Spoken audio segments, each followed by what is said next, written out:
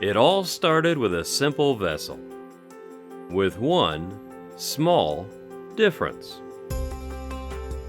From there, the floodgates opened.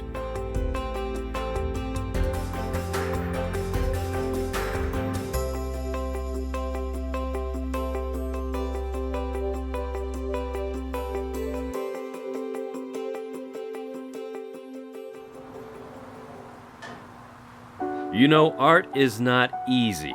It requires insight, bravery, and inspiration. There has to be a fire in the soul to create that which has not been created.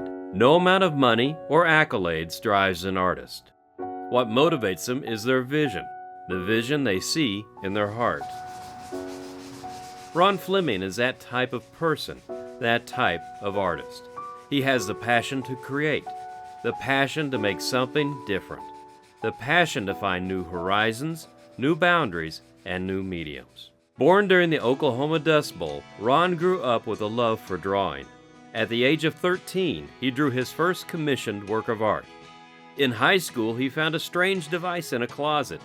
His art teacher told him it was an airbrush. Ron fell in love with the new medium.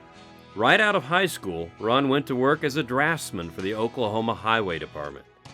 Fascinated by how things worked, at night, he took college courses in mechanical and civil engineering.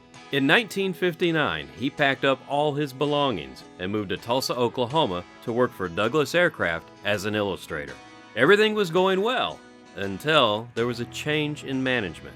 He was told by his new supervisor that he did not have what it would take to become a commercial artist. Ron quit on the spot.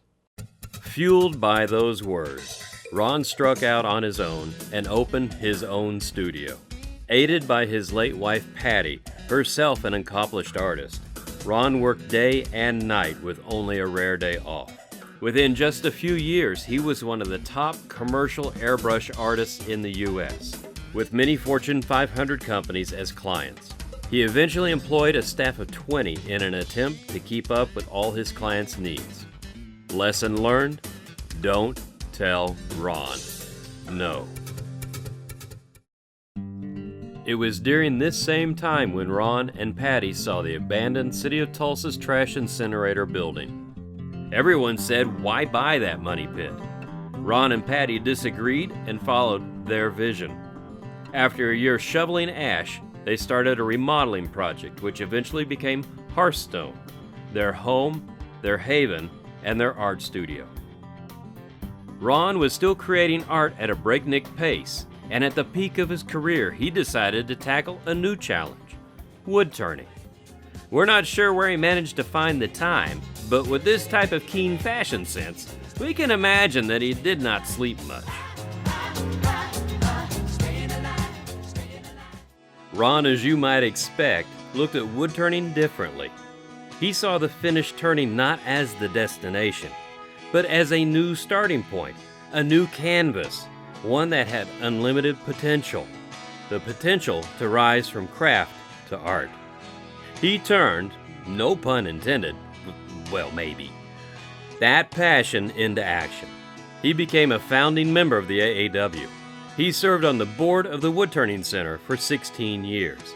He was one of the 5 founding members of the Northeast Oklahoma Woodturners Association, which now has over 120 members and one of the finest woodturning club-owned facilities in the nation. During this period, he and his work were pivotal in helping woodturning to cross the divide from craft to art. But back to that blank canvas, back to this turning.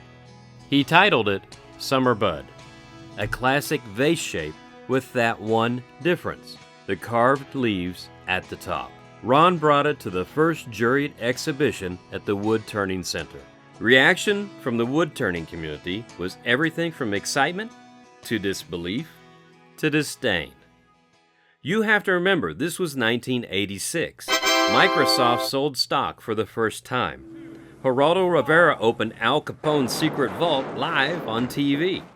The Lakoff brothers founded the nonprofit Wood Turning Center, now called the Center for Art and Wood. The American Association of Woodturners was a year old, and its first president, David Ellsworth, had not yet matured into Charlton Heston's doppelganger. He was still working on his Jim Henson look.